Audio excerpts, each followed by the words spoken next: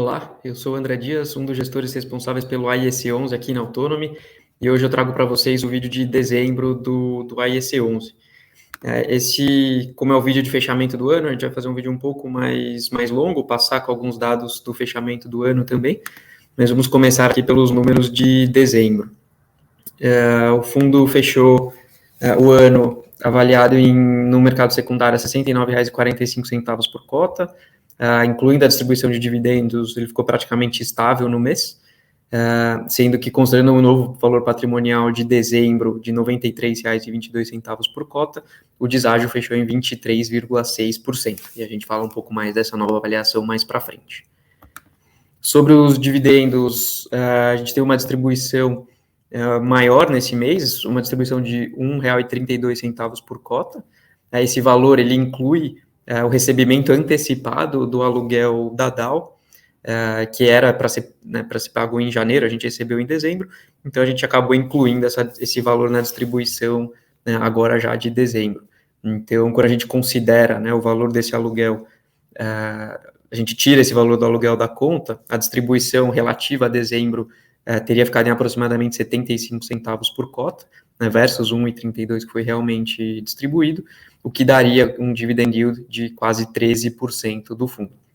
Importante destacar que esse aluguel recebido antecipadamente, ele obviamente não vai ser recebido no mês que vem, agora em janeiro, então ele vai ter um impacto na distribuição relativa a janeiro de 2023.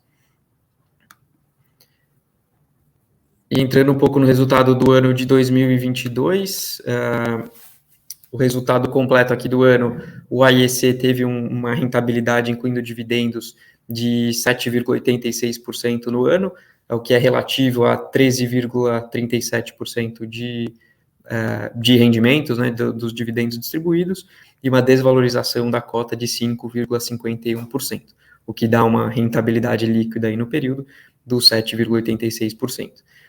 Esse valor se compara ao IFIX de 2,25% no ano e um CDI de 10,42%.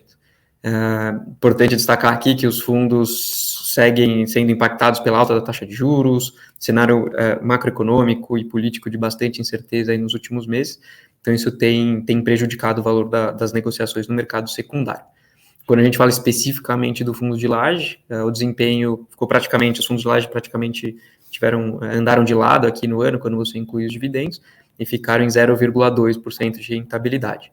Já os fundos de recebíveis que se beneficiaram um pouco da alta da taxa de juros para as distribuições de dividendos e da alta da inflação também para os dividendos, acabou tendo um desempenho positivo aqui de 5,3% no ano. Quando a gente fala sobre o resultado aqui, a distribuição de dividendos do fundo, a gente fechou o ano distribuindo praticamente 52 milhões recebendo 52 milhões de reais de aluguel dos dois imóveis que a gente tem no fundo.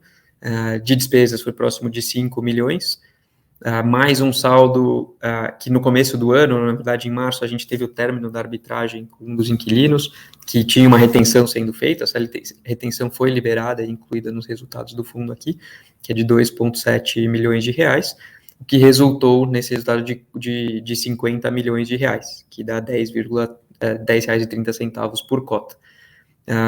Acabamos retendo no fundo aqui esses 47 centavos por cota, que é uma composição de lucros, resultados não distribuídos do fundo, e os dividendos efetivamente distribuídos foram esses R$ 9,83 por cota.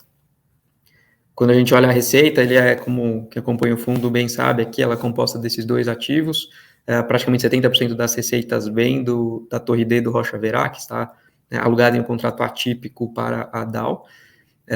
É um contrato atípico, vai até 2025, e 100% alugado, um dos melhores ativos de São Paulo, e 30% da receita vem do Standard Building no Rio de Janeiro, também um contrato atípico, vai até 2032, e a partir de 25 ele passa a ser típico, mas também 100% alugado, um excelente inquilino, uma ótima localização no centro do Rio de Janeiro. Quando a gente fala sobre a atualização do valor patrimonial, que eu comentei anteriormente, esse ano a gente teve, quando compara dezembro de 21 com dezembro de 22, uma variação negativa de 8,56%, Acho que essa queda é um reflexo do momento macro bastante mais desafiador, né? Juros altos, perspectivas de crescimento de aluguel menores do que o que a gente tinha no ano passado. Então, isso acaba impactando o valor o valor patrimonial do fundo.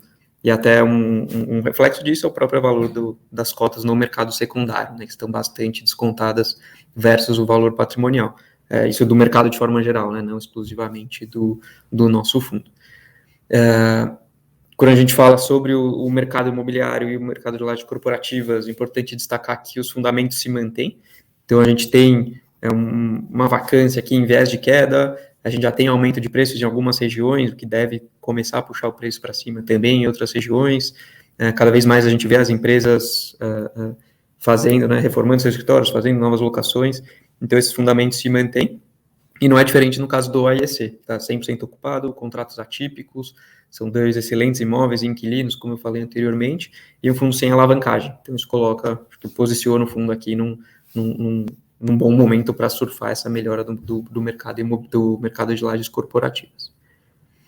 E quando a gente compara esse valor patrimonial com o valor a mercado, hoje o fundo avaliado a 450 milhões de reais, com os 2 ativos, né, e um saldo de outros ativos aqui, como caixa, conta a receber, etc. A gente tem, pelo preço que ele negocia em tela, um deságio de 23,6%. Então, se você compra hoje a cota no mercado secundário ao preço de fechamento de 31 de dezembro, você estaria avaliando os ativos aqui a 335 milhões de reais. O que, se você chega, né, se esse valor tiver uma valorização chegando próximo ao valor patrimonial, é um upside aí próximo de 34%.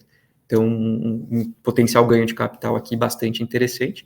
E quando você olha o preço de negociação por metro quadrado, aqui são valores bastante reduzidos, aqui um pouco mais de 10 mil reais por metro quadrado no Standard Building e 16.400 no Rocha Verá, na Torre D. Quando você compara com qualquer transação aqui recente do mercado, quando você olha com preço de reposição, ambos são muito acima, são muito mais próximos dos 20 mil reais um metro quadrado. Então, tem um potencial de crescimento aqui de ganho de capital bastante interessante, ainda mais quando você considera o valor patrimonial.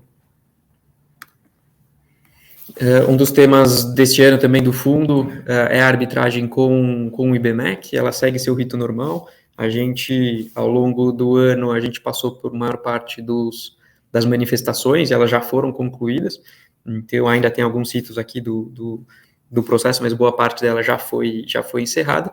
E é importante destacar que mesmo passando todas essas etapas, sem nenhuma surpresa aqui, a opinião dos advogados se mantém que as chances de perda pelo fundo são bastante remotas.